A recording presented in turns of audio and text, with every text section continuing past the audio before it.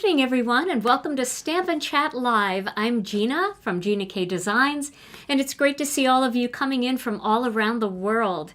So tonight we're going to have a little fun because I'm going to show you something brand new, and it is a great way to organize. I'm going to show you how I do a little bit of organizing, and then I want to show you another brand new product that I think you're going to love. But before we get into all of that, let's say hello to Tom. Hey, Tom. Hey, organizing. Yes, not on the floor. No floor organizing tonight. It always ends up on the floor. Are you kidding? Hi, everybody. My space is so small here, right? Well, yeah. Yeah, but that's okay. But you're small too, so. That's true. How are you? Tiny. I am better than horrible. Glad to see everybody from all around the globe joining us on this Tuesday evening, afternoon, morning, whatever. Whatever time zone you're in, right? That's right. That's right. Well, today, Tom, I have a way to, it's something brand new that ThermOWeb and I have to share with everybody, and I think that everybody's going to really like it. Because, you know, everybody's getting into foiling, and this is a great way to organize your foils. Looks very fun to me. I know. I showed you last night, right? Yes. Yeah. So we're going to have some fun. And I also have a free template for everybody, too. So that's going to be something else that's fun. We got a lot of fun things for you tonight. So let's get started right away. And Tom, are you going to have a word of the day? I have a word of the day. All right. That's awesome. All right, everybody. Well, I want to show you something brand new that we did with ThermOWeb. So I went down to meet with the fine folks at ThermOWeb, and I got to have lunch with Scott and Dawn and Sue, and we did some brainstorming, and we talked about a great way to organize your foils.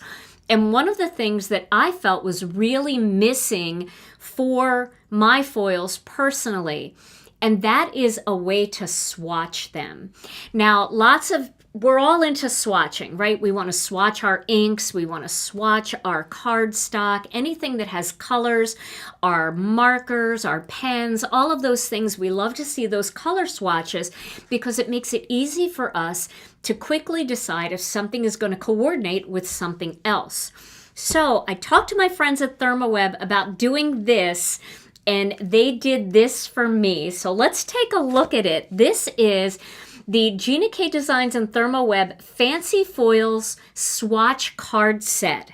Now, this is super fun. So I want to show you what this looks like. It's like a little deck of cards here, and you use it with your fuse or your laminator to swatch all of the different colors of foil.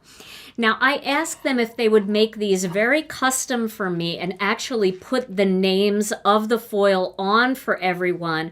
So this way, when you grab that swatch, you don't have to worry about your handwriting or anything else. You actually have all of the colors right on the swatch cards. Aren't these cute? So I want to show you how easy these are to use. And I'm going to make a couple of swatches here. Now, I have to find... Oh, and I wanted to show you what else they added into this. They added a couple of blanks. So if you're like me, you might have a couple of other foils in your collection that actually aren't part of the Gina K Designs Fancy Foil line. For example, you guys know I love ThermOWeb's watercolor foils. And I have their emerald watercolor and their amethyst watercolor. And so I would want to add those into my little box of cards because those are special foils to me. I love them. So this is a great way to swatch your fancy foils. Now, these are also good if you mess something up, or maybe we come out with another color, you never know, and the swatch cards aren't available right away. You can just swatch one of these. And also, I want you to know that ThermOWeb on their website also sells blank swatch cards for all of the ThermOWeb foils. So you can pick up extra swatch cards on their website. Now, they might be a different size than these, but I want to show you something else fun that we're going to make together tonight.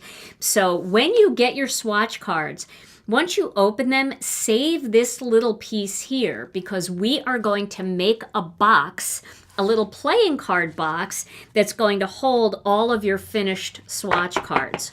Now I want to go through my whole organizing system of how I organize my foils and what I do.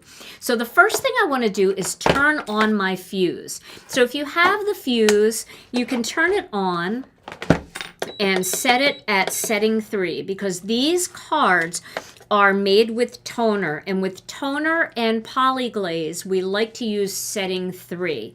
So I'm going to just put this aside now, and I'm going to get something else here out of the, let's see, I'm going to get this, which is a quilter's mat. This is by Fiskars. Let me back up a little bit because I know I'm very close, but I wanted you to see all those swatch cards. So this is a quilter's mat, and I bought this at one of the fabric stores. You can find them at some of the big box stores, and you can also find them online. And then I have a quilter's ruler here, and I have one of these. This is a rotary cutter. This one is by Fiskars, but Olfa, I think that's how you say it.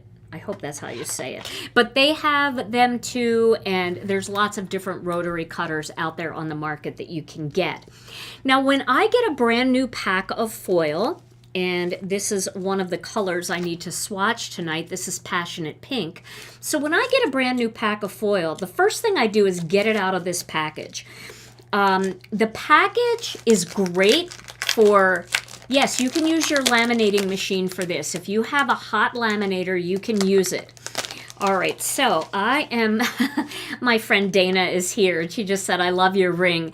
This ring, I was with Dana last weekend, and she and I were at the airport together, and we went into the Brighton store, and I saw this ring, and I had to get it. So thank you, Dana. Dana helped me pick it.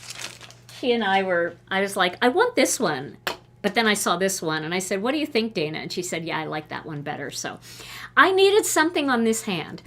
All right, so I like to take it out of the package and get rid of the plastic. The problem with the plastic is you can cut this part off with the tape, you know, at the bottom, but you know, the plastic is just really meant to get it to you in one piece, but I want to store it in a way that's more secure and a little more rigid.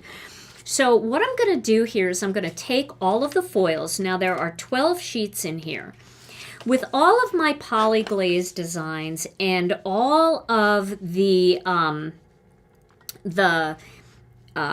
toner sheets and things like that, I always like to cut them down to be able to layer them and put them on the card base. So you often see me do the little black layer, so I use Master Layouts 2 and Master Layouts 1. So for me, I don't need anything bigger than 4 inches. If you need something bigger than 4 inches, just leave them this way and pick up after I cut them in half, and you can store them whole like this as well. But I like to cut them all at once because it makes it easy for me to grab what I need. So what I do is I take this ruler and I put it at the 4-inch mark. You can see I just put it where there were 8 squares on my mat. And I like to put this right at the 4-inch mark. This way I'm going to have 2 pieces of foil, 2 chunks of foil that measure 4 by 6. All right, because these are 8 by 6, 6 by 8 sheets. And then I just put a little pressure on this, and I just roll that right up along my ruler.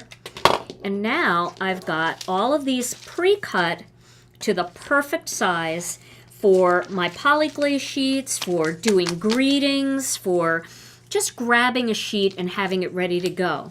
And then I put all of those back into this folder. I like the folder because the folder helps to keep things rigid. Then I like to use the Gina K Designs stamp pockets, the large stamp pockets. And what I do is I fold over this little flap here, and I tuck it in, and then I put this whole thing right into the stamp pocket. And now I can see my foil in there. When I put it into a refrigerator bin, I can flip through and find it easily. But then I also like to make a label for it. So this is my little brother label maker. I really like this label maker. It works really nicely. It does have a plug. They make one that also is just battery operated. I have the battery operated one at home because I like to have label makers for my spices and my organizing. I just think a label maker, every household should have one. And then I leave the font on Helvetica. It says Hell, but that's Helvetica. And then I go to font and I go down to where it says auto for size, and I bump it up to size 12. That's what I like, size 12. And then I hit OK.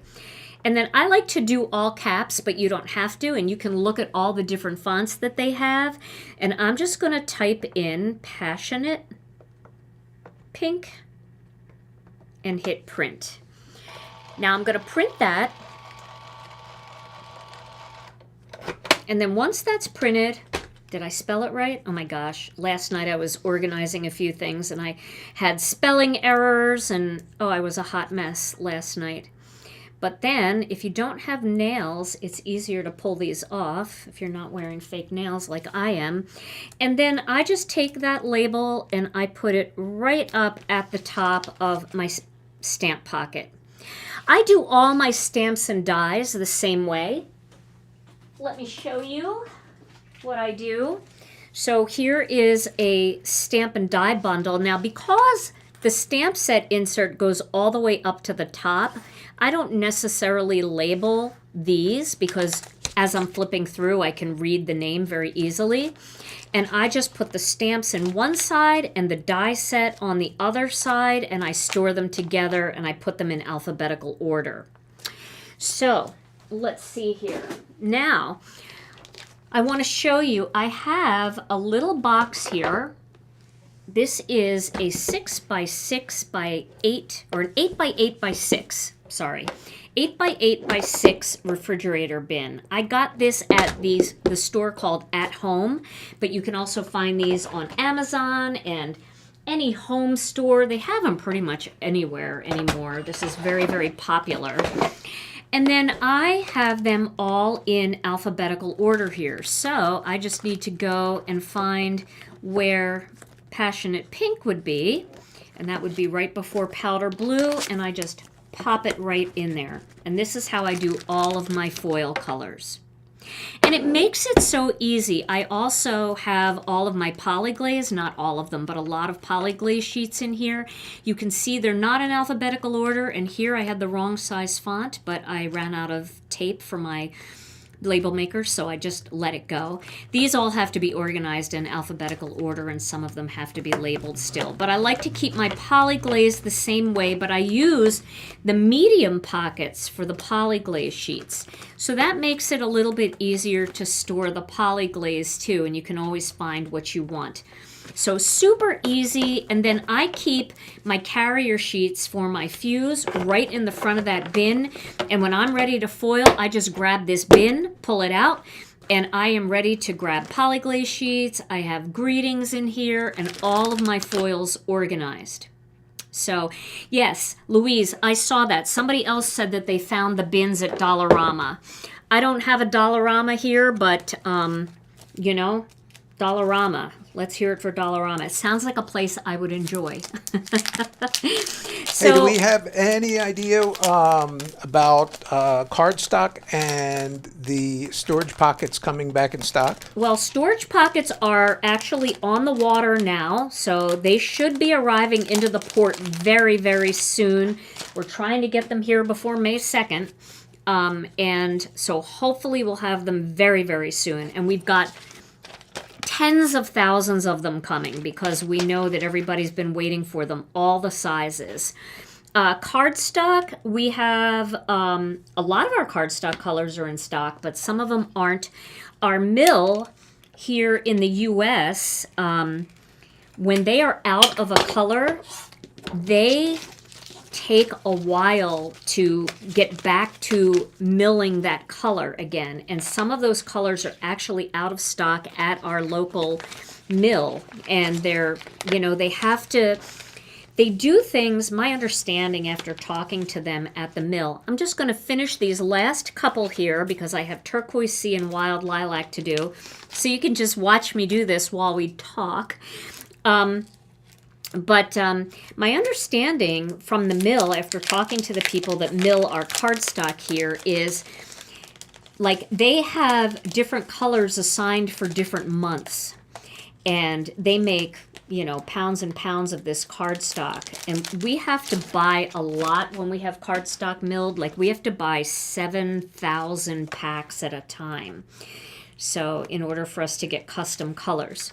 So the mill here, what they have to do is when they make paper, they have to actually clean the entire system. Like, it's unbelievable the way they have to clean it because any little fleck of a different color can taint the whole batch of cardstock. So it takes them a while, and they like to do it in a certain order. So for example, when they're milling white, it takes like really, it's crazy how they have to clean it. There can't be a fleck of anything in there because it'll definitely, you know, mess it up. But when they're milling black, they clean it, but they don't have to like clean it quite as well as they do when they're milling white or a pale gray or a pale pink. So some of those colors that have been out for a while, it's only because they're on the schedule for like June and July and August to be milled. And there's not a lot we can do about that. So that's the saga of cardstock. But when it does come in, we're going to have a lot of it. So that's the good thing. We'll have a lot of it. Some of our colors we just got in. And so we've got, you know, several thousand packs. But some of it we don't have any, or we're very low. So definitely take a look. Hopefully some of it will be back in stock soon. As those colors come in, the best thing that you can do is get on the notify me list, because as soon as the color comes in, you'll get a notification. All right, so I'm not going to bother labeling all of these right now, but you saw the way I labeled them, and these are all now ready to go. And I do need that passionate pink. So I've let my fuse heat up. It is an instant warm-up, but whenever I'm using toner designs, I want to get this out of the way. Whenever I'm using toner designs, I do like to let it heat up just a little bit longer than with the polyglaze. Polyglaze, 3 minutes, ready to go. Toner, definitely 3 minutes, but if you can turn it on and you have a couple extra minutes in there, it's a little better. Okay, so I'm going to get a carrier sheet here for the fuse, and let me find the cards that I am missing. So I am missing Passionate Pink. I am missing Bubblegum. Now, these are not in order when you get them, so you will have to put them in order, and I'm going to show you the order that I put mine in. And I think the only other one was the Wild Lilac, so I got lucky there. It was right where I needed it. Okay, so now I'm going to use two colors. I'm actually going to use the color of foil on the square and on the name, and then I'm going to use black foil on the part that says Gina K Designs Fancy Foils. I love that little bit of shine that the black foil gives this, but I want that to be black and I want this to be pink. Now, you can do it any way you want. If you prefer to do the whole thing in color, you can certainly do that.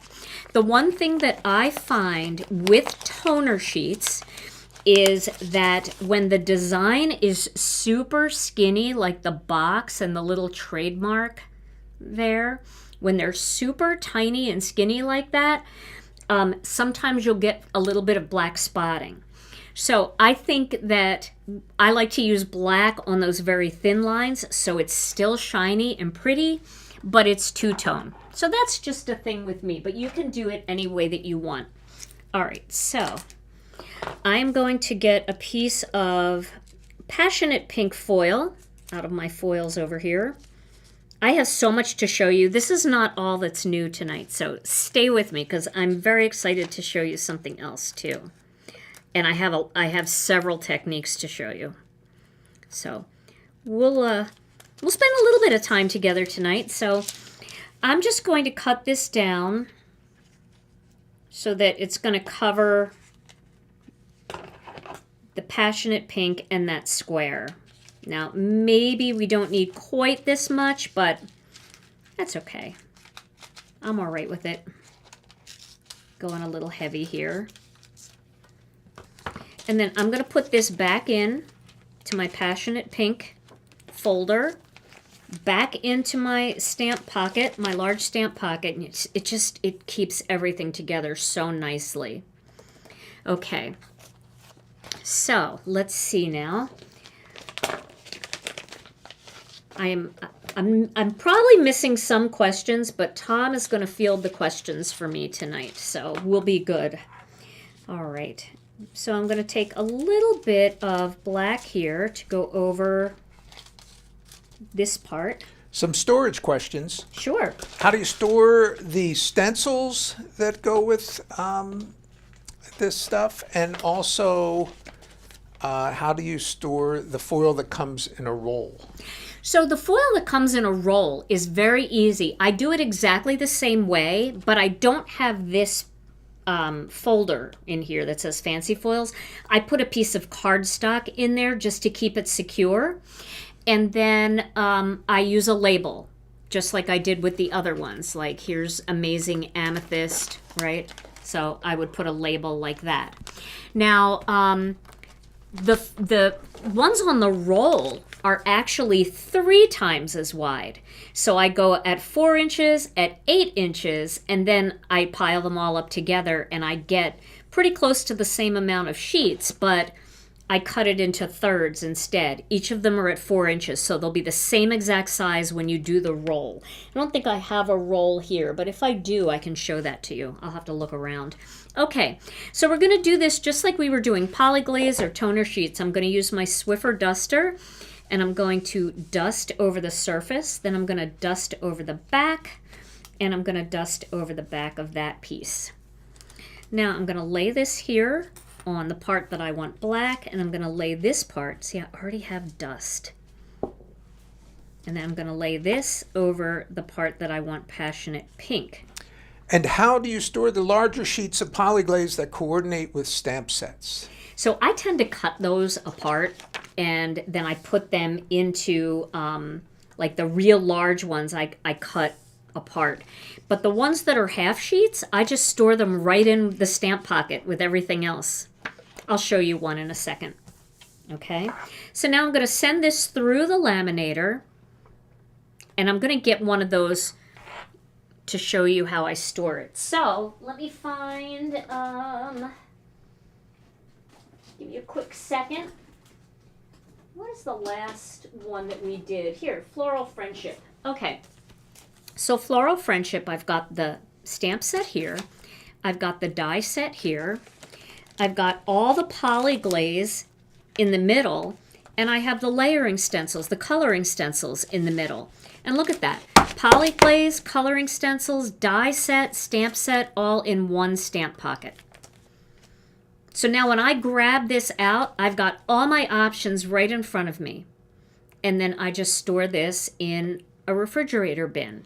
I have the longer bins for my stamp sets, like this size here, the long ones, but they're still all the 8 inches across. So check out Dollarama, check out what's on in your big box stores, check out, you know, what's at your home stores and see what they have, because there's certainly a lot of really cool things. I'm going to run this through one more time sideways just to make sure, because it's a little wrinkled there, and I want to see if I can catch anything that didn't foil. Yeah, there's coloring stencils for all of, well, not all, but a lot of our more recent floral kit designs. So while that's going through, I'm going to do Wild Lilac next. And then I want to show you what we're going to make together. I want to show you all of mine that I foiled. I foiled like, oh gosh, 29 of them last night, which was super fun and relaxing to do. I can't tell you how relaxing organizing is for me. It just makes me feel good, and when it's all done, I feel more motivated to create. When I know that I can find what I need, it gets really frustrating for me when I'm disorganized. And that's why I organized all those scraps the other day that I shared with you, because honestly, it was driving me nuts not using them. When they're disorganized, I end up not using things, and I just, I just grab a new piece and cut it up. So I would rather spend a day organizing, or a couple days, or a month. I'm very disorganized most of the time. So, all right. So once again, I'm going to, let's take this out here. This one wants to come off here. I'm going to let that cool for a second. So again, I'm dusting off the swatch card. I am dusting off the back of this Wild Lilac foil, and I'm going to dust off the back of the black onyx foil. And I'm going to show you the black onyx swatch card so you can see the difference between just the black from the print and what it actually looks like. I thought it had kind of a chrome look, but Tom said it right. I was showing Tom, and he said, what did you say it looked like? Oh, chrome. What did I say it looked like? What color was it? It was black. Oh, that looked like patent leather. Yeah. So there we go. Now we've got our swatch here of Passionate Pink. Isn't that fun? And then I don't know if you can see the shine on that, but I think you can see it a little bit. See how the black is shining there as opposed to just being more flat from the toner? So there is my Passionate Pink. Oh, I'm so glad I have Passionate Pink now. It was driving me nuts last night to not have my all my swatches done, but for some reason I must have run out of those colors. All right, so we did Passionate Pink. We've got Wild Lilac coming through, and my last one is Bubblegum. We have a viewer who never heard of polyglaze. You never heard of polyglaze? Oh my goodness. So what I want you to do is after this video, I want you to go over to my YouTube channel, and I want you to look at playlists. Just click on the word playlist on my YouTube channel, and then check out my foiling playlist. And you will learn all about polyglaze. Polyglaze works similarly to the toner sheets, like these black toner sheets, except polyglaze is a clear material that grabs foil, and it grabs foil so well. There's never any spotting, and because we print everything on a real pale gray so that you can see the design, but you never see any spotting because the polyglaze, first of all, it's thicker than toner. I'll show you what one looks like. Here's one of the designs. Oh, that one I don't have open. Here, let me get this one. All right. So here's one of the designs so you can see what it looks like. Can you see that, like the shine on it? So that is the clear polyglaze coat over that gray ink. And the gray ink is just so that you can actually see what the design looks like. Otherwise, they would all just look like white pieces of cardstock. They foil beautifully. So if you haven't seen that, check out my playlist, and you'll learn a lot from that playlist. So is that big enough? I'm going to just go a little bigger there. Okay, so I'm done with my black, I'm done with my bubblegum, I'm done with my other colors here, and I am going to put this foil away. Let's get it all put away, and then I'll label it off camera, because no sense in doing all those labels when we have so many other fun things to share. All right, so these are going back, and let's do this last one. So once again, I'm using a Swiffer duster. If you don't have Swiffers where you are, you want to use some kind of anti-static or Yeah, anti-static cloth to get rid of any dust that might be stuck to the foil. Now, it's real staticky here in Wisconsin, especially when the weather's a little bit colder and the heat is on. I mean, my hair is staticky, everything is staticky. So I know some people use a brush to dust, which is fine if where you live isn't quite so staticky. But for me, I don't know about you guys, but if I use a feather duster when I'm dusting at home, all it does is just move the dust to different places on the furniture. The Swiffer duster actually grabs it and pulls the dust onto the duster and off of your furniture, or in this case, off of your toner sheets or polyglaze sheets and your foil. All right, so we'll pull this off and look at that wild lilac. Isn't that beautiful? And then we've got our last one coming out. So I'm going to pull out my cards here. Let me find them all. So I put mine in color order. I did all these beautiful, we have red velvet, radiant red, red hot. And see what's nice about this is you can look at red hot next to red velvet and say, okay, what's the difference? You can see red hot has a lot of an orange undertone to it, like that bright orange, calypso kind of orange. And then red velvet is more of a true red. And then you can see the radiant red has all the glitter in it. So that's fun. So I did these all in order. I put sun-kissed coral, tangerine, sweet mango. And you see, it's fun to just look and say, which orange is going to look better? Here's sweet mango, here's tangerine twist. Well, this is a little more yellowy orange, and this is a little brighter, truer orange. So here is my butterscotch, wild dandelion. And a lot of people think wild dandelion looks like 14 karat gold. It's a good substitute for gold, but here is actual 14 karat. So you can see wild dandelion is definitely yellow. Can you see that? It's more yellow, and 14 karat gold is more, gold.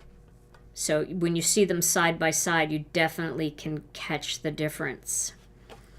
And then we have our glimmering gold and our gold sequins. Look at the sequins in that. Isn't that pretty? Oh, I love that.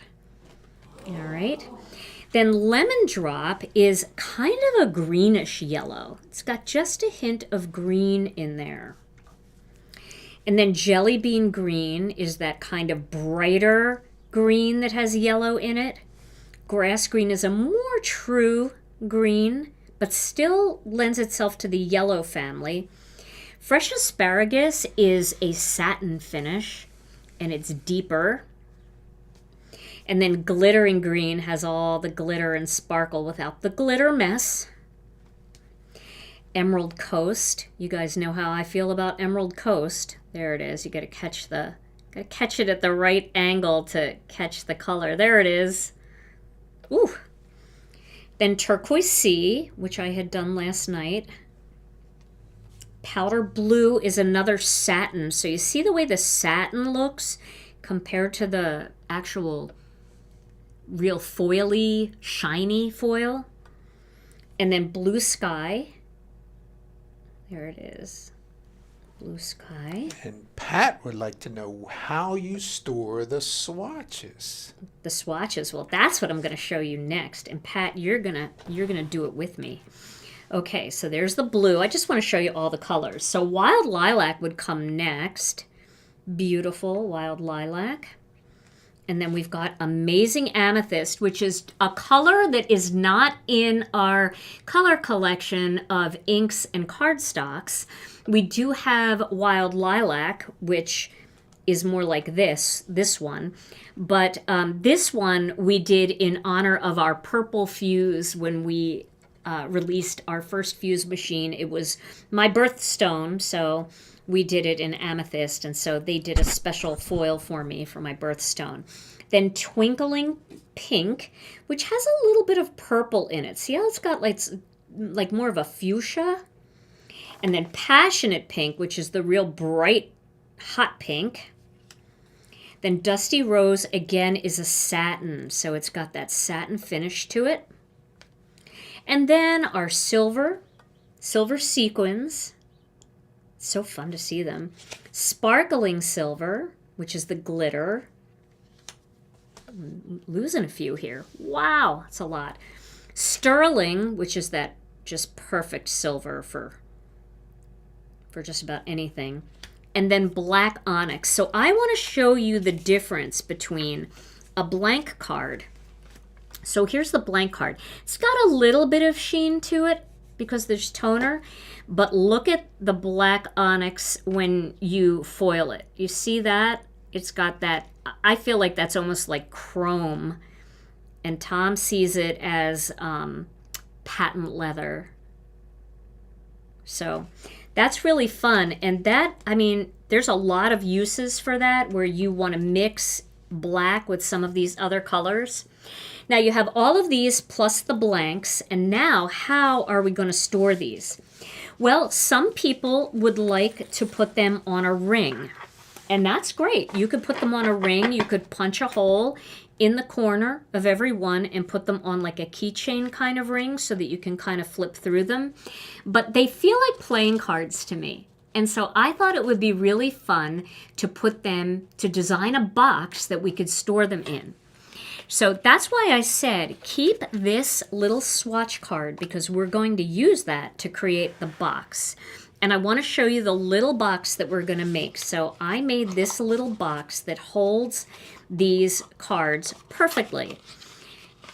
And they fit right in there. You could even put a couple more cards in there if you want.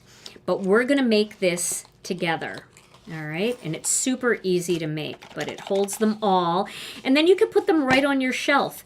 Then if you get the ThermOWeb ones, I think theirs are bigger, so you might want to use one of our bigger box templates, but it's so fun. Yes, ThermOWeb does have an opal foil. So if you get the opal foil, you could use one of the blanks to put it on, or because it's a white, you know, it's going to look kind of funky on the black because there's a transparency. So instead, cut a little piece of plain white polyglaze sheets, because we sell the white polyglaze sheets, and you can take one of the blank cards from this pack, right? And you can foil the white polyglaze and just glue it right on top with the white. So could you please make a list of the colors in order? Yeah, I can do that. I can do that. I probably won't be able to do that tonight, but I can definitely do that and add it to the description on the video. And I'll add it to our Facebook group too. Now here is, I have a free download that's going to go up on our blog. Oh, I forgot this one. Bubblegum. We missed bubblegum. Oh, and I did 2 bubblegum sheets. I need to get bubblegum in here. So 2 bubblegum sheets. Oh my goodness. There we go. So here is bubblegum. Oh, isn't that gorgeous, that color? Love bubblegum. So I'll put that in the box too. Now this template is going to go on the blog. And what's cool about this template is it's very easy to make this box, and you can see very clearly that anything that's turquoise you're going to just cut off completely. Anything that has a red line, which is just this line here and this line here, you're going to just cut. You're not going to cut it off. You're just going to cut it. And everything else in black is a score line. And all of the measurements to score are right here. Forgot to put the measurements up here to score, so I'm going to go back and fix that. And I do have that here. I wrote them all down on my scrap paper when I was working last night to create this. So I will add those, and then this will be available on the blog late tonight. You can download this and add it to your collection of templates, Gina K Designs templates. And also, this is a really nice size for a little deck of playing cards or any kind of other swatching that you want to do. You can cut cards this size, and you can, you know, swatch maybe your distress inks, or swatch your Electropop inks, swatch your Gina K inks. you know, it's kind of a nice little box, and you can put a label on the side, and those labels should fit on here of what's inside if you wanted to line them all up. But of course, when you look at it, I just used the little card that came with it as the upholstery for the box. TC wants to know, what is the difference between your first fuse machine and this one? The color, just the color. That's the only difference, is the color. The first one was a limited special edition in honor of my birthstone, my amethyst, because I keep amethysts with me wherever I am. Here's one that sits right here on my desk. I love amethyst stones. They're peaceful, they're calming, and I feel like they're really relaxing. So I have them all over my house, and it is my birthstone because I'm a February baby. All right. So we're going to make this together. Now, I'm just going to turn this off. We can turn it back on when I show you the other very new, exciting thing I want to show you. But let's make this little box real quick together. So I'm just using my big paper cutter, and I'm going to use my big score pal, my big scoring board for this. Some of the bigger ones, I actually like to use my big scoring board. But we're going to cut this cardstock 6 1/4 inches by 7 1/2 inches. So I used sea glass for that. So let me put my glasses back on. So we're going to start at 6 1/4 inches. Flip this around. So 6 inches is right there. 6 inches is right there. That would be 6 1/2. So I'm thinking this is 6 1/4. I'm hoping. That's the one thing I don't like about this cutter, is that it's missing some key measurements right there, but we'll do our best. So 6 1/4 by 7 1/2. Okay. So this is actual size, believe it or not, this template. I did it in actual size, so we can kind of look at it and see if it's close enough. It's close enough. Okay. So now I need my big scoring tool, and I'm going to use my score pal. I have no idea where the little tool went for this score pal, so I will use the tool from the Gina K Designs scoring little travel size scoreboard. Doesn't matter. Some people use a bone folder. Whatever you have is totally fine. All right, so we're going to follow along with this. So this is the 7 1/2 inch side, right? So we're going to put that into the scoring tool. And we're going to score at, I'm going to move this down just a little bit. We're going to score it at 1/2 inch. So we'll do that first. We'll score that at 1/2 inch. Then we're going to score it at 1 inch.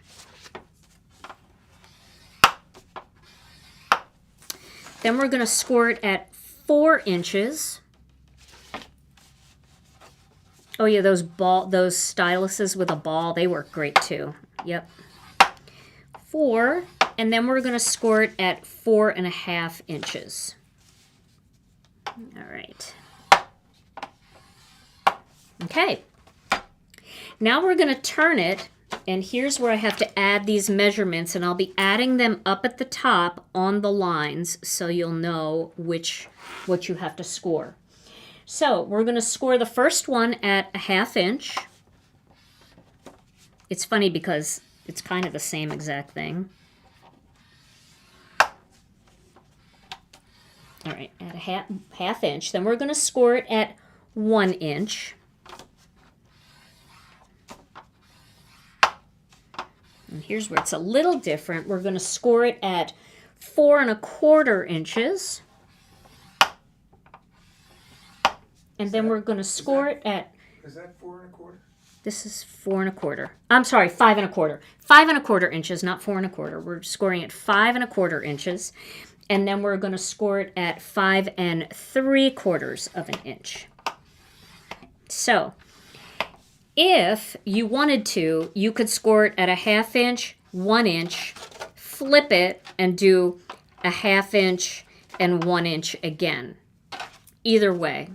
So that's pretty easy, right? Now, we're going to follow this template to see what we need to cut off.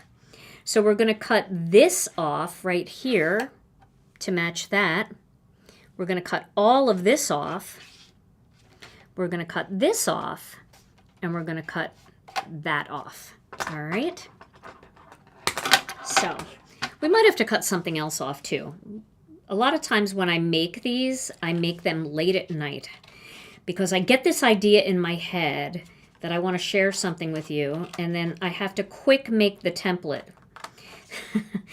And so a lot of times, you know, when I actually make it then the second time, I'm like, oh, I should have probably cut that off. So we cut that off. Now we're going to cut that off. And at least you could see the score lines so you can see where to cut. Okay, so now we've got that. Now we're going to cut these 3 squares off.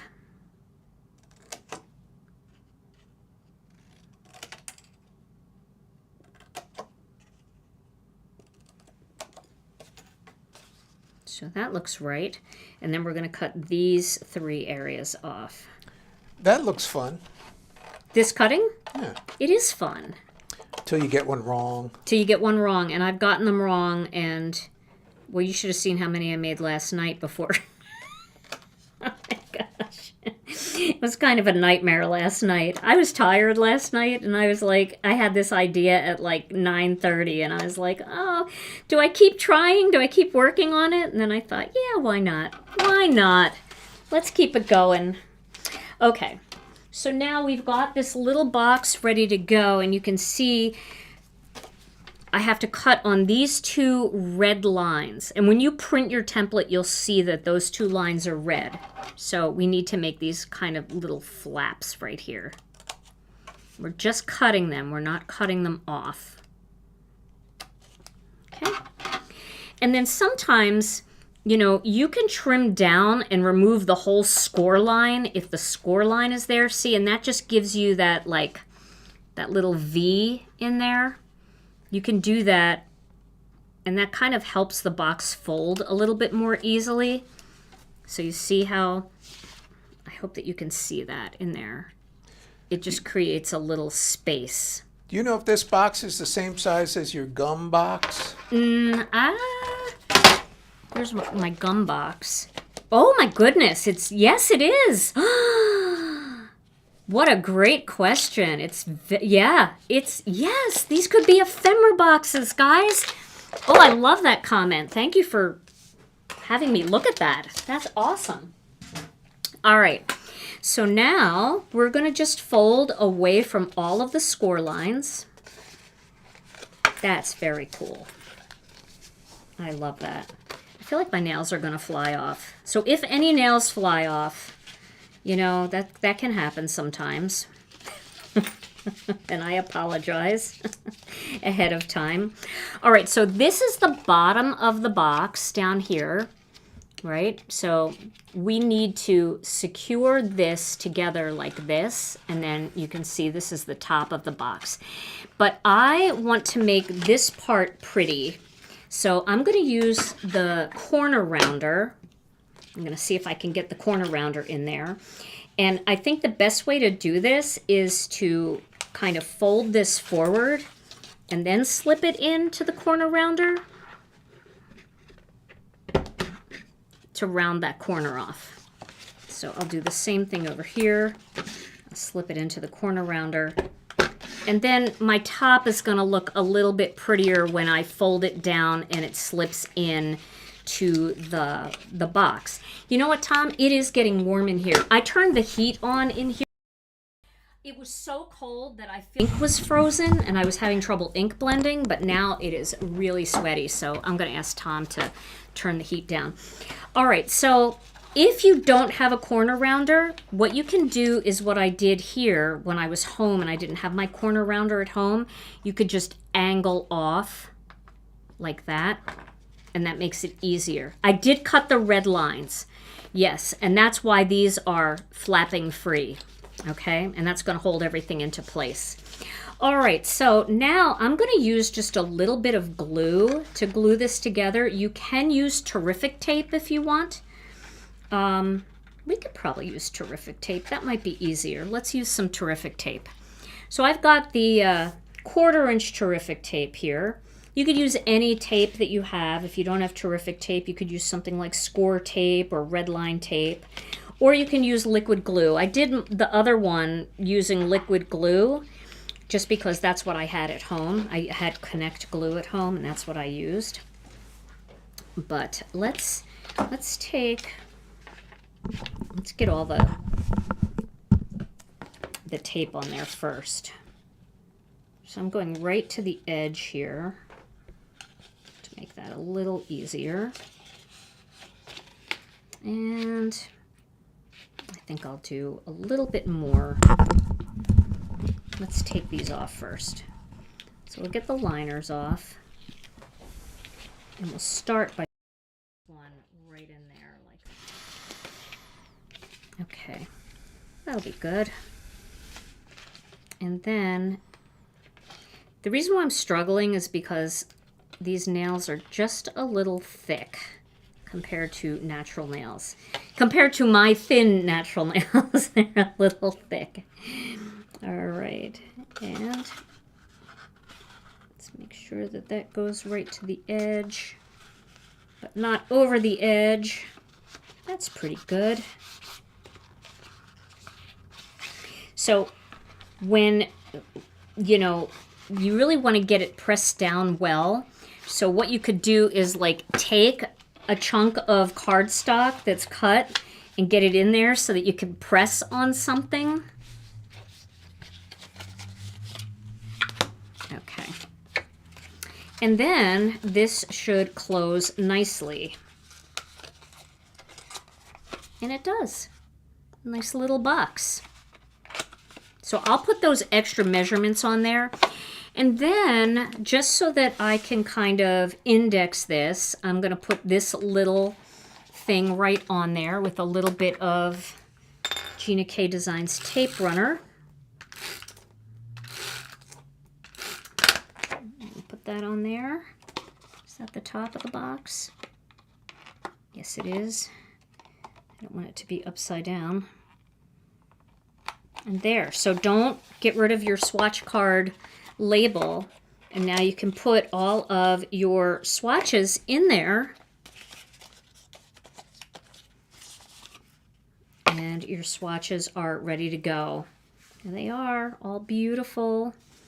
And yes, definitely use this template to make ephemera boxes and other swatch cards for the other ThermOWeb foils. Definitely, definitely. It's great. I love it. It's so cute, isn't it? So the gum boxes, okay, so that's another option. If you don't want to make a box to store these, you can use these gum containers. This is from Double Mint sugar-free gum. You could certainly put them in there and close them. That would be another way to do it. But, you know, you have to chew a lot of gum to get enough for all your different ephemera pieces and all of your swatches and everything. So being able to make your own little box is kind of cute. This little box is also cute too for like, if you want to give somebody, Rena gave us this for Christmas this year, and it was such a sweet gift. She gave us a little box that had little cards on it, and each card was an activity that we could do with her. Like this card entitles you to a bike ride together, or, you know, a coffee shop session, or, you know, a day of crafting together, those kinds of things. So this will go up on the blog tonight, and you'll be able to download this and make your own little swatch card boxes. I do like the rounded better. You can see it stays in a little bit better if you have a corner rounder. It tightens a little bit better. This kind of feels a little loose. You know the size of the finished box? I should. I don't, but I should. So let's find the paper cutter and we can measure. The finished box is 5.5 inches. 4.5. 4.5 inches. Thank you. Why do I want to say 5? It's actually a little smaller than that. It's like 4 3/8 of an inch by 3 1/8. So it's a good size box. Very good. Very useful. All right, now I want to show you a couple of other new things to Gina K Designs that are now available on our website along with these swatch cards. So you can get the swatch cards now on the website. But we have 2 brand new things that I know you guys are going to love. We have our own black plush paper and white plush paper, black velvet and white velvet. Now, if you've never seen the plush paper, I want to show you some fun things that you can do with this plush paper. I love it so much. This is a flocking paper. It's got 8 sheets, and I love the size that ThermOWeb did for me in this paper because it's perfect for a card front. 4 3/4 by 6. It's big enough that it can go over the outside. And it's got 8 sheets of the plush paper. So this is a little different than what ThermOWeb had. I think ThermOWeb had packs of 2, and they were like 6 by 6. This is packs of 8, and perfect. So I'm going to heat up my fuse again, and I'm going to put it on. I'm actually going to put it on setting 1, all right, to start. Okay, because this is one of those times where you can use a lower heat setting. You can also use a higher heat setting if you want. You know what? I'm just going to put it right up to setting 3. Okay, but what I want to show you is a couple of fun things that you can do. So let me find a piece of cardstock here in the color that I want. So let me find my scraps. So this is... I believe this is Stormy Sky. Is this Stormy Sky? I think it's Stormy Sky. It might be Slate. It might be Slate because this is Stormy Sky. This is Stormy Sky. This is Slate. This is Soft Stone. So we have Slate here. Slate is a beautiful color cardstock. And if you see it all by itself, it does kind of appear to be black. Unless you look at it next to black, and then you can see that it is a light black, okay? Yeah. Now, you have to tell them what is plush paper. So plush paper is, do you remember the old days of flock, where you had that kind of flock in a jar, and you had to use glue, and then you'd pour the flock on it and press it into the glue, press it into the adhesive, and it was kind of a mess because it was all over the place. Well, this is flocked paper. So it's fuzzy. It's got a fuzzy texture to it. Let me pull one out here. It's got a fuzzy texture to it. So it's perfect for die cutting, where you can die cut like tails for rabbits and bellies for rabbits, and the brim of a hat. Is that the word? Rim? You know what I mean? Yep. Of a hat, like a Santa hat, or the parts of a Santa that kind of you want fuzziness. So, but the cool thing about this is you can emboss it with embossing folders. You can ink it with ink, so you can change the color. And you can use it with all kinds of fun techniques like I'm going to show you right now. So the first technique I want to show you is, let me just grab a piece of excess cardstock here. So I'm going to show you how to use it. You don't even need to use a laminator with it if you don't want to, but you're going to use this with adhesive. So I've got a couple of different sizes of the Gina K Designs Terrific tape, but lots of your other tapes out there on the market, double-sided adhesives like this, come in different thicknesses. So I'm going to do a little variety of thicknesses here, and I'm going to do this just on an angle down this card, all right? So I don't really need it that big. I'm going to do it like this. Brenda said we need sparkly plush paper in white for Christmas snow. Well, I will run that by ThermOWeb and see if that's a possibility. But if not, you can always add a little bit of glue to your plush paper and use some loose glitter on it. Definitely to glitter it up a little bit. All right, so I am using some different sizes here of terrific tape. It's very like easily torn. You can tear it very easily. And I'm kind of making just like a striped pattern here. We'll spread it out a little bit. I know I'm probably going way over the edge that I don't need to. Let's do one more up here, like a big thick one up here. And then we'll do another skinny down here. We'll get that one close. It's fun to like vary where they are. And we'll do another. So we've got 1/4 inch, 1/2 inch, and 1/8 of an inch. And this is great for doing these 3-dimensional kinds of projects, you know, to tape things together. But it's also fun for these kinds of techniques. So yes, I used a lot, and I know it was probably a little bit wasteful, but, you know, for the sake of demonstrating, it just makes it easier for me to show you this way. Question, can you stamp images on the plush paper? Yes, you can. You will need the right kind of ink for that. And you want something that dries fairly quickly, but yes, you can. You're not going to get a super crisp image the way you would on paper, but you can definitely do some stamping on it. All right, I'm going to cut this off so that it's not so sticky on my scissors. Okay.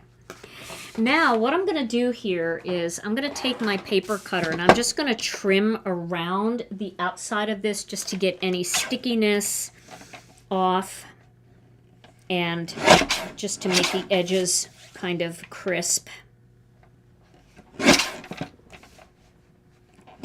Okay. Now I'm going to kind of burnish it a little bit with my fingers like this just to make sure that I really get that tape down. All right.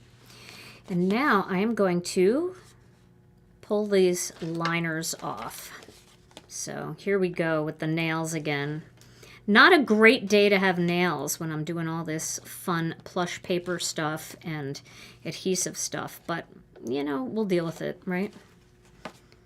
How's everybody doing? Is this kind of fun to see some new fun things that you can do?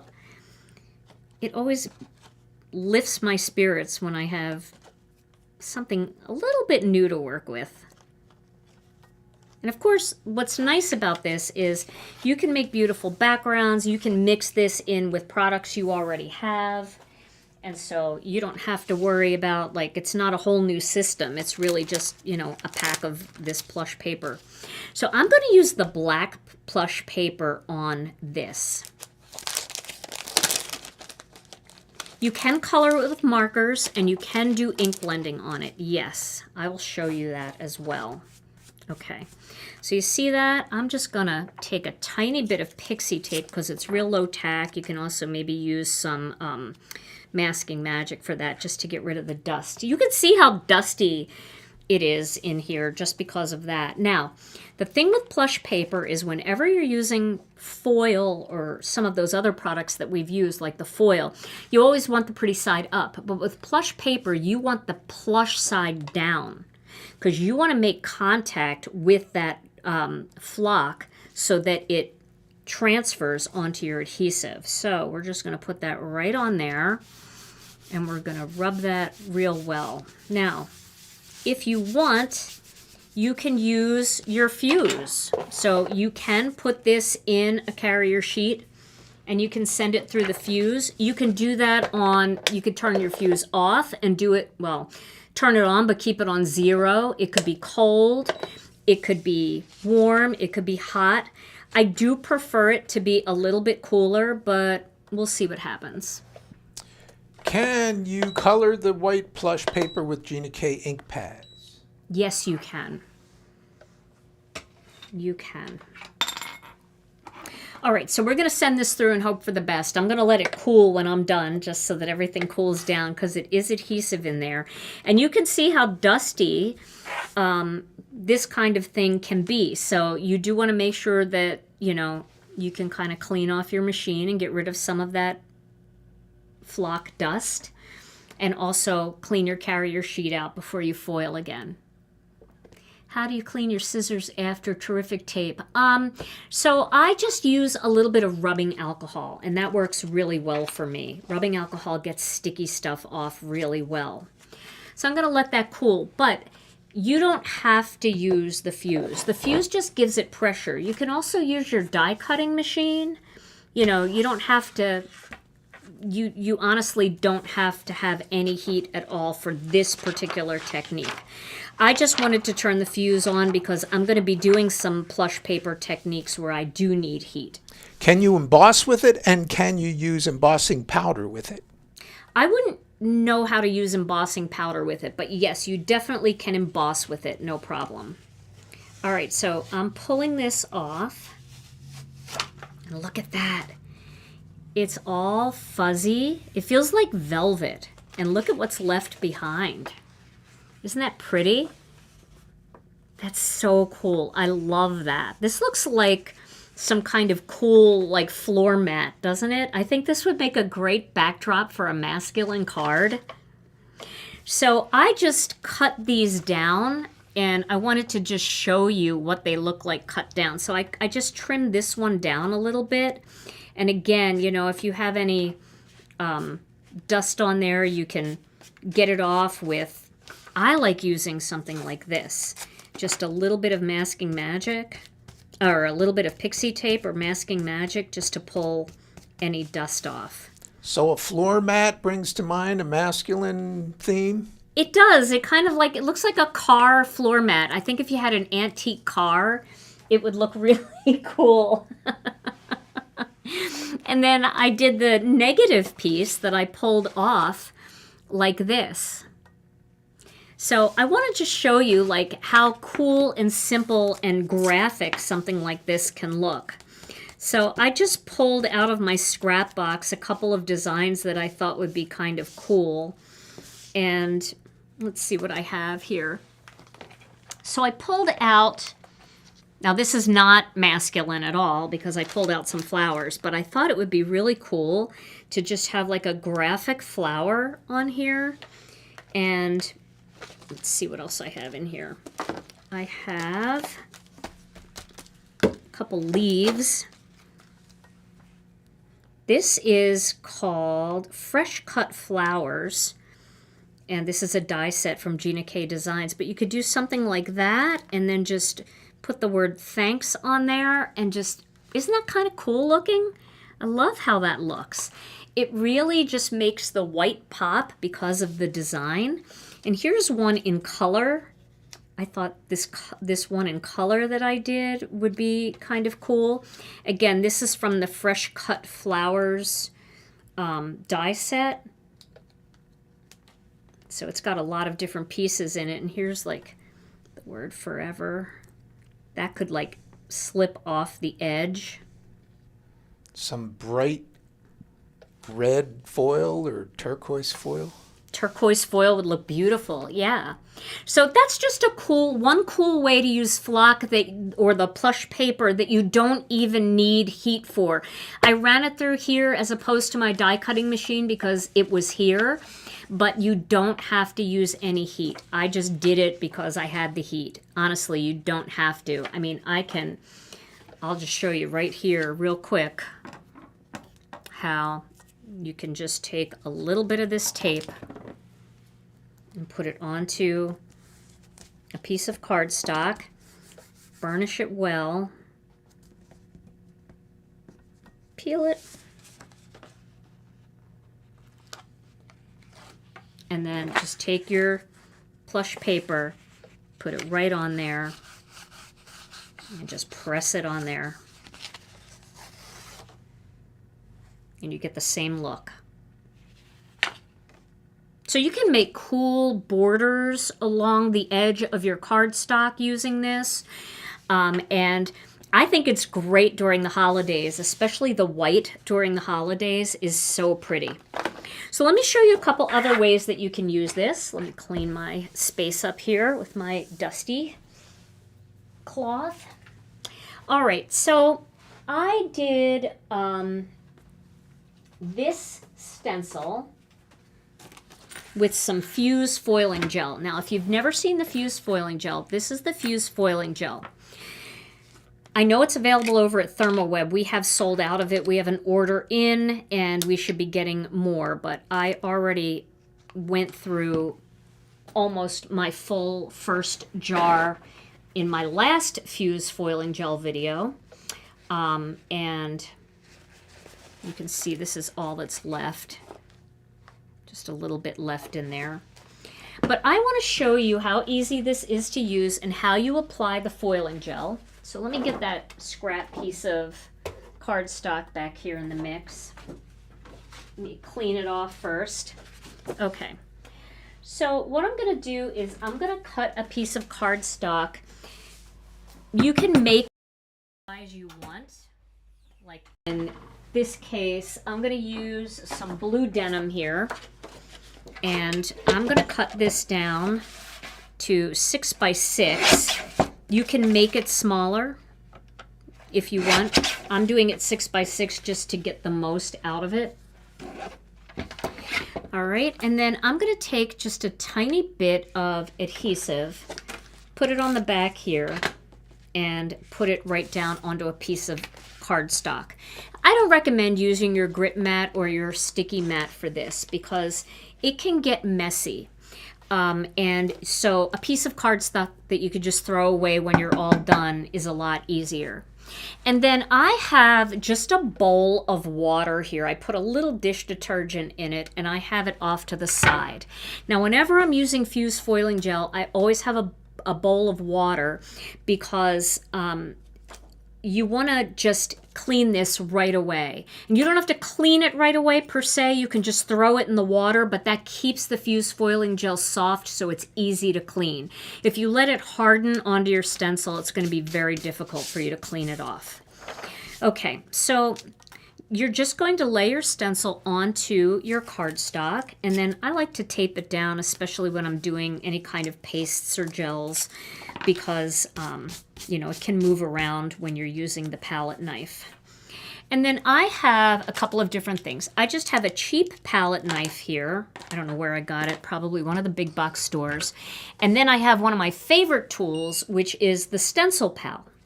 The stencil pal gives you the best kind of finish at the end. It allows you to kind of scrape any excess that you don't need, and you can put it back into your fuse foiling gel jar. So I'm going to take some of this out with the palette knife, and I am going to go ahead and just spread that all over this stencil. Okay, I'm going to get a little more. And don't worry if you feel wasteful using a ton. It's easier to spread it when you've got a lot on there. So go ahead and put a lot on there. You can put anything back in the jar. It's easy to do, and I'll show you. You're not going to waste any just by going a little heavy. I feel like it's worth going heavy. It's easier to get it on there. And then we're going to put that back in the jar there.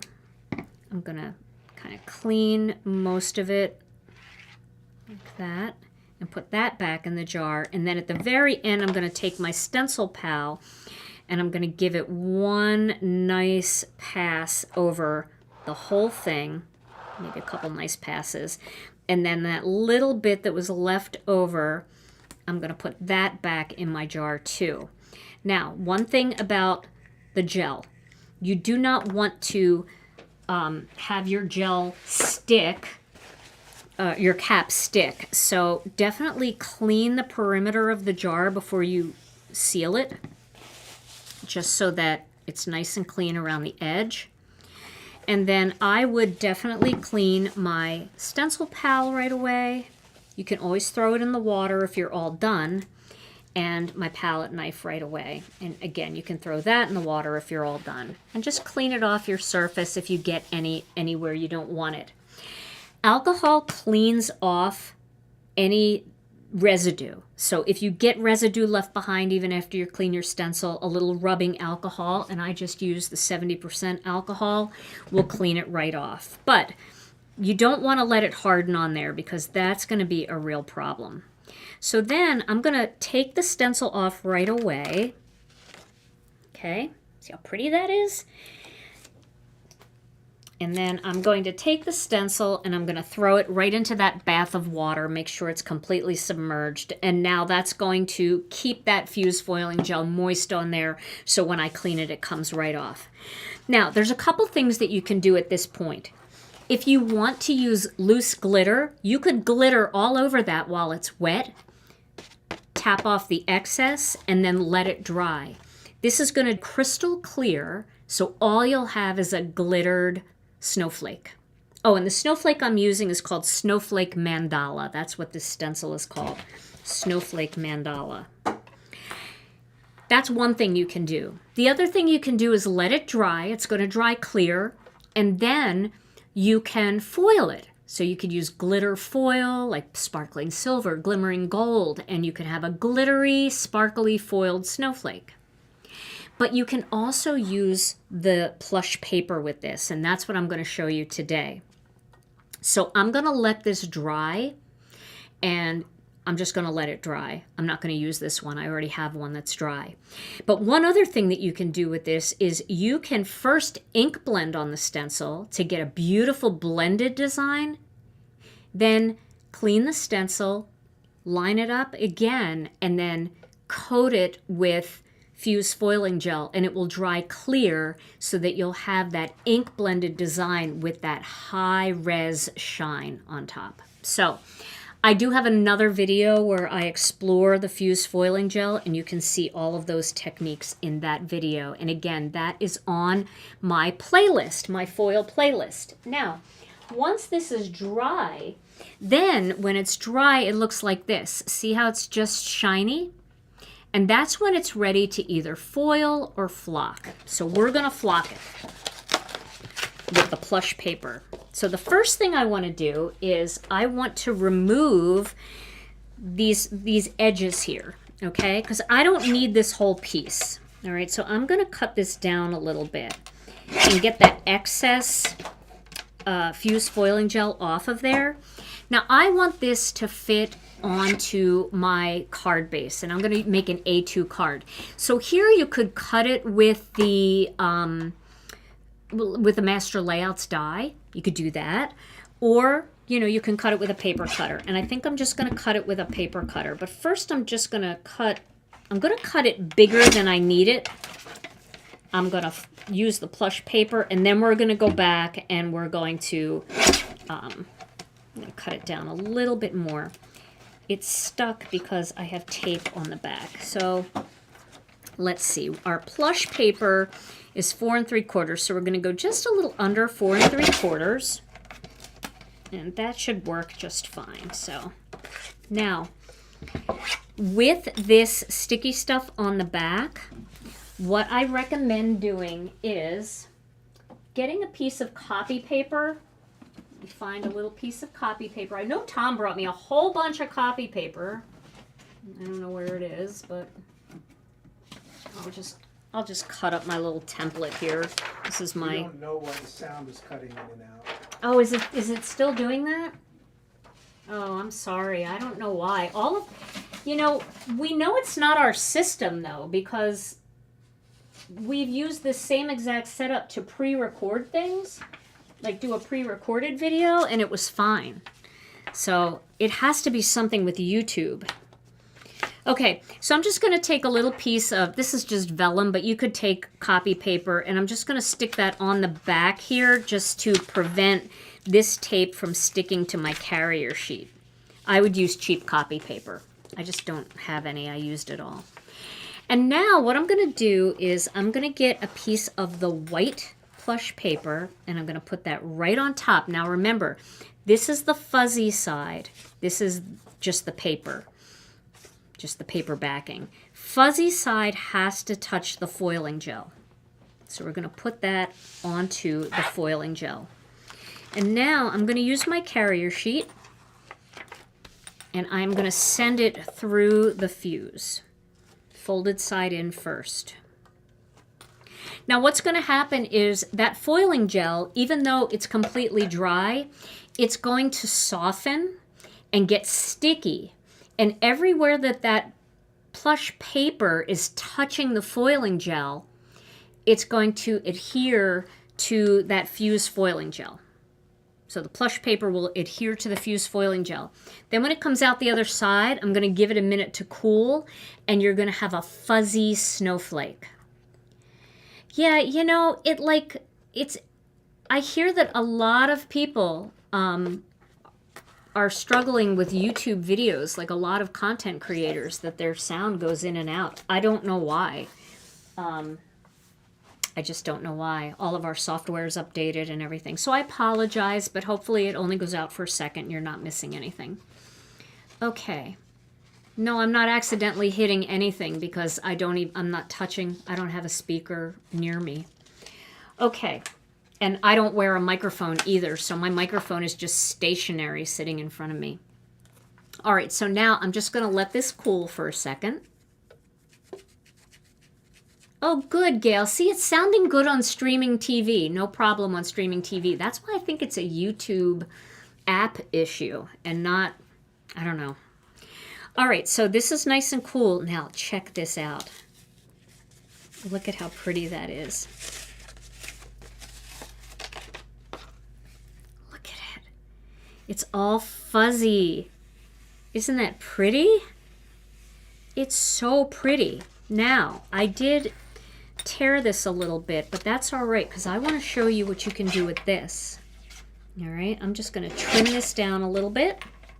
We're going to make this the size of a card. Let's take it down a little bit on this edge, and then we're going to take it down to like 3.5 by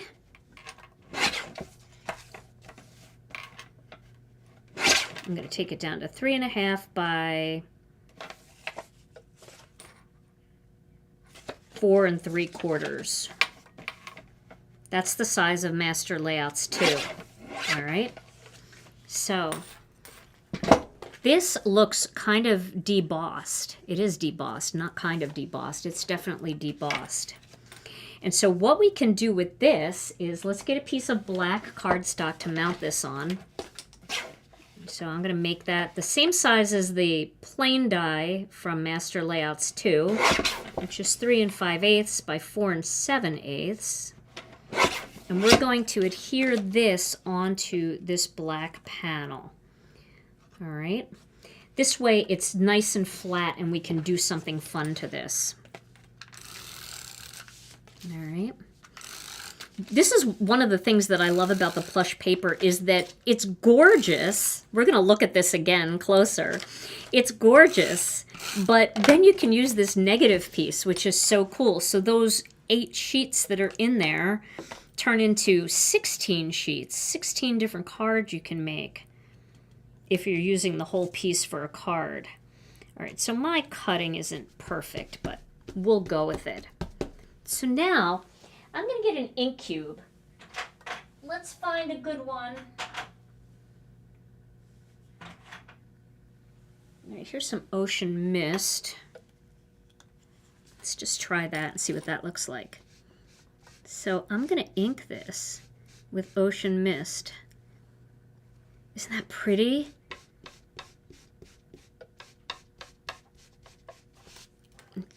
Making it very misty.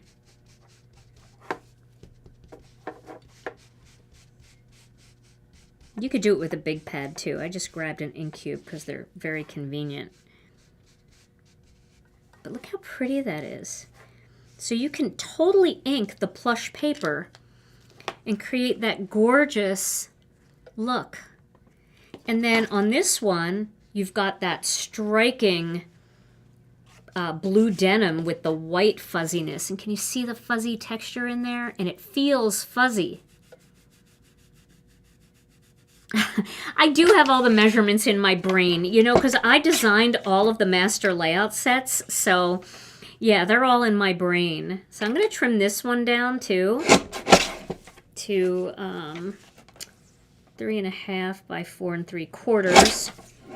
So I like that, where it, like, comes up off of the edge like that. And we can do a white panel to match that one. So that would measure 3 5/8 by 4 7/8. And we'll put white behind this one since it's a little darker. And then imagine, you know, you've got, let's see, here's a piece of blue denim. I'll just cut this to an A2 card base size. It's not an actual card base, it's just a card front, but you can see how this would look together. And then you could embellish this with sequins or whatever you want. And you really can make it beautiful. I love the plush paper so much. And then let's say this was a card base. You know, you could put that right on there. And wouldn't that just be beautiful to have that texture on there? Have you ever seen a flocked greeting card, like a Hallmark card? Oh my goodness, are they ever expensive? And then you could just add a little strip sentiment on there like that. And that is a really pretty, soft, warm, and fuzzy kind of look for a holiday card. Is my trimmer in the way? Sorry. And let's find another piece of white cardstock just to see what it looks like behind this one. So I'm just going to cut this down 4 1/4. These are not actual half sheets. So 4 1/4 by 5 1/2. And we'll see that that inked one. Don't you have a sweater stencil? Wouldn't that be fun? Oh, it would be so fun. Yeah. I don't have a sweater stencil. I have a sweater background stamp, but a sweater stencil would be really fun. And look at how pretty that would look. And you get all that texture in there. That's what's really fun with that. But I do have, you know what I have, Tom? I have that like twirl it gingham stencil. So you could kind of create like a gingham look with just half of it being flocked and half of it being inked. So you could do something like that. Ink one side, then turn it, and then use foiling gel on the other side to create that look. So let me show you a couple other pieces that I had done in my last video, just in case you forgot about these. So here's one that I just did on soft stone. I did this one this morning, and I thought that was so delicate. This is the Stellar Snowflake. It's a different snowflake than this one is the Snowflake Mandala, so you can see that they're different. But we love our big snowflakes around here. I would not use the gel on a stamp.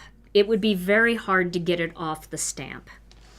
So here's one. I did a little ink blending, and then I just did the fused gel on top, and you see what I mean, where you can kind of create that shine over your ink blending. So more flock. Here is the Mega Flower stencil, and I did it with the white flock. So you can see how pretty that is on red. And then here I did another one. I took the negative piece like we did here, and I did that with some sea glass ink. So aren't they fun? Just so fun. Now, I want to show you something else that you can do. So, let's do one in black. So, I used the Fizzy stencil on slate. And once again, this is all stuck on here. That's going to happen to your scrap paper, so make sure it's paper that you don't care about. Because, you know, as the gel goes on the outside, it just kind of sticks. You can see how much it sticks, too, which is why I recommend popping it right into your bowl of water. All right, so let's trim this down. Let's get rid of some of the edges here. We'll trim it down to, we'll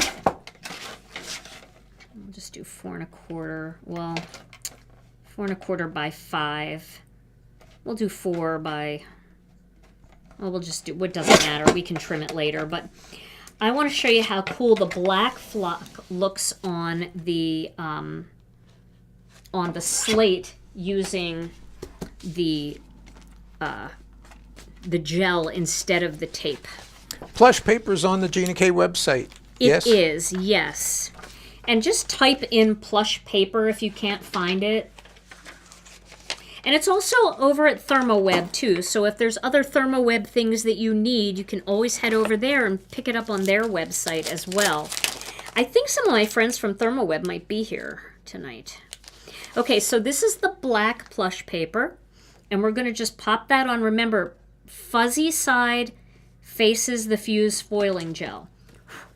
Get rid of the dust. So that's going to go right on there and into the carrier sheet.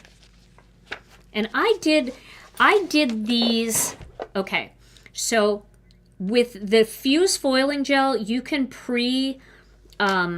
gel panels and they last forever. So this one here that I did, I put fused foiling gel on this probably a month ago. And today I flocked it and it was fine. Now, I know with the deco-foil gel, I think that gel, you have to do it within a certain period of time. I think that's what Sue told me. But if Sue Doherty is here, maybe you can help us with that. But we were a little concerned because I made a bunch of these panels and I let them sit. And Sue was like, remember, you have to foil pretty quickly. Or you have to flock, not foil, but flock quickly, within like a day or something. And then I said, well, I'm going to try it with the new fused gel. And this one was like a month ago, and it worked perfectly. So you don't have to worry. You can do a whole bunch of these panels, and you can wait, and then just use your plush paper whenever you want.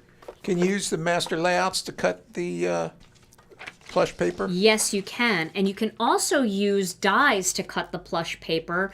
So you can cut tails of animals. You can cut little animal bodies if you want. And they can be all fuzzy. All right. And how long does it take to dry? I did some of these today around 3 o'clock. And they were completely dry by 5:30. So I let them dry until they're shiny. Once you see them shiny and they're not white anymore, they're ready. So probably like 2 hours to really be safe. All right, look how cool this looks. Isn't this a fun pattern? Oh, I love that. With the black flock up against the dark gray cardstock. And then look how cool that is. Isn't that fun? That almost looks like a great backdrop for a night sky. Oh, I love it. And so both of these can be used for cards, and they're just completely different looks between them, but they both have such a cool texture when you feel it. I love that. All right, now let me show you something else that you can do. So I used our Mega Flower stencil, our layering stencil, and then I did some... What color was this that I did? I did Red Hot real lightly. And then I actually did Faded Brick. Now, I know that doesn't look like Faded Brick, right? It looked like Faded Brick, but I put fused foiling gel over the Faded Brick, and it brightened it up. So you can see that I only have shine on that final layer there of the flower, right? Yes, Linda, you can heat set the gel, and that would help it dry a little more quickly, but it doesn't, you'll work at it a little bit. So I recommend like having a fused foiling gel evening where you just do a whole bunch of panels, have them spread out all over your kitchen counter, and then by the morning they'll be all dry and you can put them away and use them whenever you want. But yes, you can. If you're in a hurry and you really need to do something, definitely go ahead and heat set it. All right, so I used light spruce and dark spruce, red hot, and faded brick. And then on that faded brick layer, I used the stencil with some fused foiling gel. Now, I did shift a little bit, and I went outside the lines because I was rushing and I didn't tape it down. But so we might have a little bit of plush paper where we don't want it, but that's okay. I just want to show you how cool the plush paper looks on top of this flower. So I'm going to put some, let me get a piece of plush paper. So I'm going to put the plush paper, now I could cut this down to fit a little bit better, but for the sake of this video, I'm just going to pop this right on top. And I'm going to put it into my carrier sheet. I love this flower. Yeah, it's fun. And it's fun. You notice it's pretty side down. Remember, the plushy side down. Different than the foil, because with the foil you would have that pretty side up. It does look like being on the moon. Yes, you're right, Joe. The negative makes me think of craters on the moon. It does look like craters on the moon. I love that. There's so many stencils you have in your collection right now that you have to try with plush paper and fused foiling gel and foil, because it's just too much fun. Craters on the moon. Oh gosh. Tom, we're going to need your word of the day soon. But isn't that pretty, the fuzziness? And it's so nice because you can go over that with any color that you want. And you can add just that, what is this, sea glass? You can add just a little bit of color to that. You know? That's so fun that you can add color to it. I think that'd be pretty in pink too. Like a pink snowflake. I mean, there's no rules. We can do whatever we want. Okay. And I see Brianne Loveland working so hard, making sure that everything that I say is right and then linking things so that you guys can find them easily. So Brianne, thank you so much. I appreciate you so much. All right, so now we're going to see what this looks like. No, we didn't do the word of the day yet, Mary. All right, so look how cool this looks. So can you see that? The fuzziness? Now what I'm going to do with this, and look at the flower that's left behind. So you could take this flower. Let me get a pink here. Get a pink. You could take this flower and you can just kind of create a pretty flower background that you could then add a greeting to so you can see it better. I'm using pastel colors here, but you can see that. But I just love how it changes the color because I can still see some of that faded brick through there, but I want to add another color on that. So let's go with, gosh, I have so many colors here to pick from. Let's try some sun-kissed coral and see what that looks like. So we'll just make it like fuzzy in color. Oh no, that's not open. Come on. Don't I have an open one? I do. I think I do. I might have to, okay. It's has the little sticky on the side here. All right, so I'm gonna go real lightly here.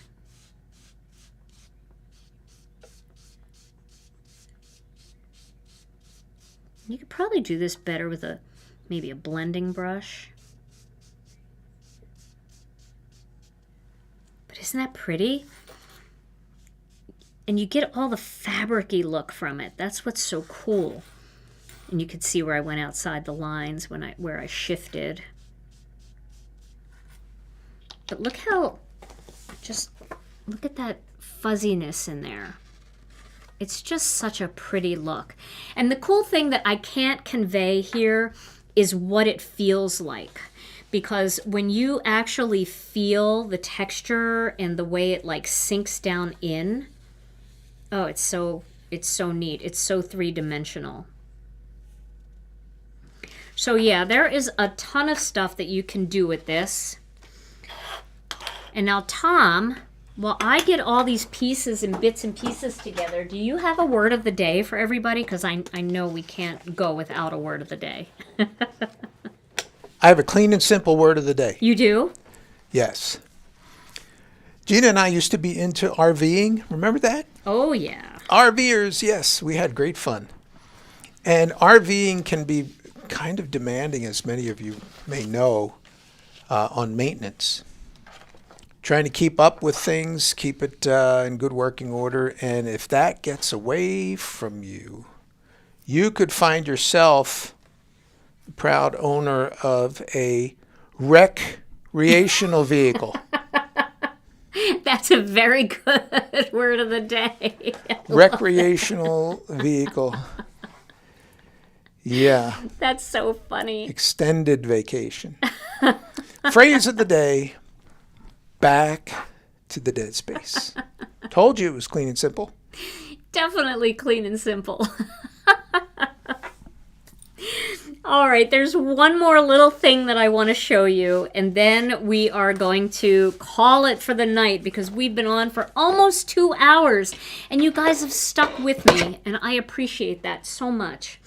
All right, so I wanted to show you this die set here. This is the Spring Forest die set. I wanted just to show you how to create the texture on this bunny.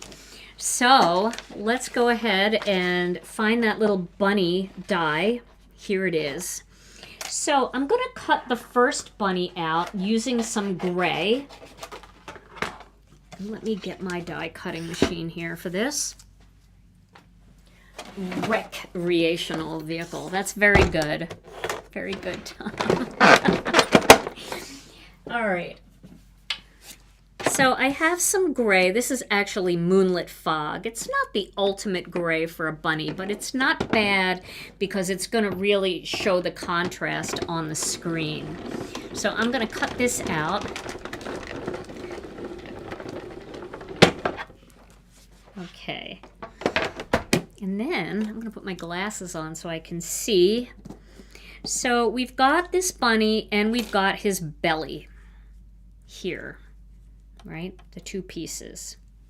So now I'm going to take a little piece of plush paper and I'm going to cut, I've got two of them stuck together here. I'm going to cut another bunny out of the plush paper.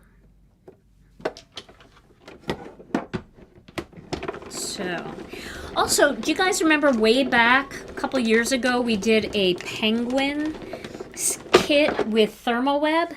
If you have that penguin kit or you have the gnomes with the beards, plush paper is perfect for the gnomes. It's perfect for the penguins. Lots of things that you can do with that. All right, so now here's a fuzzy bunny. And we can make that fuzzy bunny have a gray belly just by popping that gray belly in there like we're paper piecing. Or we can have a gray bunny with a little fuzzy belly in there. So you can also do the little tail and make that fuzzy. You could do the little ear parts and make that fuzzy. If you've got a little hat or a scarf for him, you can make that fuzzy. So there is another way to use plush paper just by die cutting it, because you can die cut it. Now, I guess I have to show you one more thing too that's pretty cool. I hope you're going to be able to see it, but let me grab an embossing folder. I had to leave for a second. So here's the tapestry embossing folder. I'm going to turn this to 2D embossing, and I'm going to... Should we try the black? I don't know which one you're going to be able to see better. Some of this stuff is just, it's so important that you just have it like right in front of you to be able to see it. But we'll see what we can get out of it. It might be better to use the white because then I could ink over it so you could see the impression better. But let's see what the black looks like. If you can't see it, then we will... I think we might be able to see it, but we'll see. All right. I want to make sure that it's going to go in the right direction, and it is. So let's see what happens here. I don't need my dial all the way up.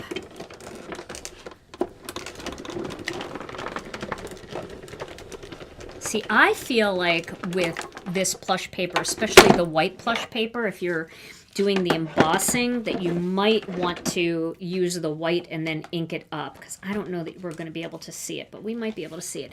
All right, I can see it beautifully. You can't see it, but this texture in here, I don't even know how to turn it into the light for you to see it, but it is beautiful. So let me do it in white. I'll do it on a white piece because I really want you to be able to see it better. But it is gorgeous. It looks like the most gorgeous black fabric you've ever seen. Let's do a white one. Now we could do it two ways. We can do it so that the impression comes out. Boy, I want to do it both ways. All right, we'll do it this way first so that you can see it this way. And then we'll do it the other way. My ideas are not going to stop. I know it's getting late, but you guys are here and I appreciate you. Okay. So, I don't know if you, can you see that? That's what it looks like. See, on white you can see really easily. The black looks just like that, but black. Okay. So you've got that beautiful impression, but it's all fabric-y. It's plush. There's the back. So now let's try one more thing with the white. Let me get one more piece of white. Might as well. I'll cut it down though so we're not using too much.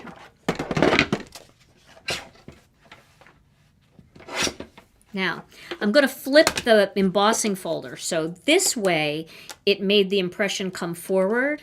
So if I flip the plush paper and put it in upside down, now the impression should go the other way. So it should be debossed. Kind of like how it looks when we pull it away. We pull that excess piece away and then we have that negative piece. It should look like that. Oh, did I do it the wrong way? Oh, no, I didn't. It's just in upside down, so. All right. So now it's debossed, so the impression goes in, like it's been pressed in. And then you could take this piece, and you could take ink. Let's see, what color ink should we use? Pick a color, Tom. Okay, how about one of the purples? Okay, a purple. Let's do a purple. All right. Let's do medium lilac and see what that looks like. So I'll grab my scrap of paper here, and then we can just bring some color down on that. And again, the cool thing about this is it's fabric. It feels like fabric. And that's the one thing that I can't convey in a video that you have to feel for yourself. But look at that. And it's all fuzzy. It feels so fuzzy. So, there are some other ideas that you can do with this plush paper. So many fun ways to use it. Die cut it, emboss it, use it with fused foiling gel, use it with your favorite adhesives.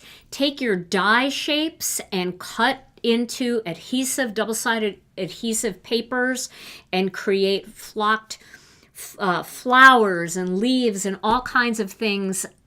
The possibilities with plush paper are endless. And having white is great because you can ink it to any color, and having black is awesome because you can create that rich, deep, fuzzy texture that's just so amazing. So between that and our brand new little swatch cards, I think there's a couple of fun things that you guys could do. You can organize your swatches, you can organize your foils with the stamp pockets, and then if you get your plush paper, you can try all of these fun new techniques.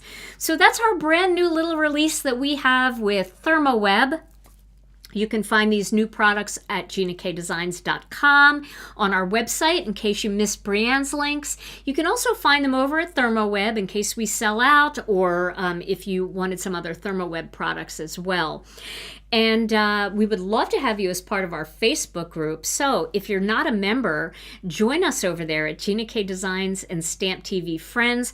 I will list all of the colors of foil in order in the description here, and I'll also add them over there on our Facebook group as well. Now, we have a gift card to give away, but before we give away a gift card tonight, if you like tonight's video, we would love it if you would give it a thumbs up, and if you could subscribe to the channel, that would be great. Just hit the subscribe button and the notification bell. Hit all notifications so you never miss another video. All right, Tom, why don't we pick a winner? Come on in and pick a winner for a $15 Gina K Designs gift card. And don't worry, even if you already ordered some plush paper or the swatch cards, you can use this gift card anytime. They don't expire. All right, ready? Drum roll! Let's do it. Tonight's winner is Karen Spencer. Karen Spencer! Yay, Karen! Congratulations, Karen. All you have to do is send your name and email address to info@GinaKDesigns.com and we'll get that out for you.